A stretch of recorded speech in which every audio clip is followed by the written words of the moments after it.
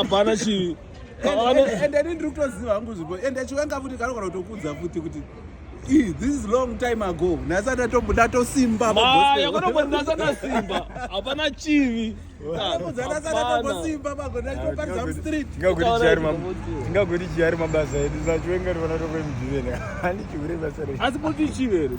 chivi jei chekurara neumwe mukadzi nemukadzi wako aikona ndotora mukadzi wechiti unoita unofanira kuita zvinhu zviri official Zvokuita sei? wozorara kunonzi no sex Zvokuita kunonzi no sex before marriage Aiwa. chaifanira kuita iyeka aifanira kutanga awirirana nemukadzi wake unowirirana nemukadzi sei iwewe usati wanyenga bebe unotanga wanyenga ko ukawirira ndepapi mukadzi pakawirira nemurume wekuti enda unotora mumwe mukadzi saka varume vesingaungoita vakadzi 5 nezvamuri zviriko hazvina mborambi iwe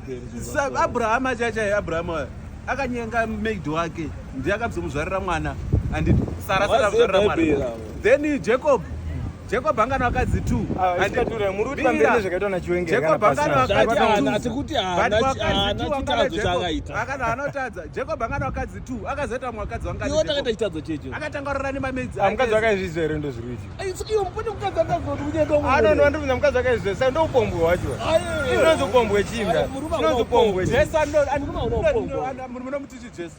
shumba yerudzi rwani rochijuda shumba yerudzi rwadhavhidaaroora munhu akaita sei dhavhidha akatotora mukadzi womunhu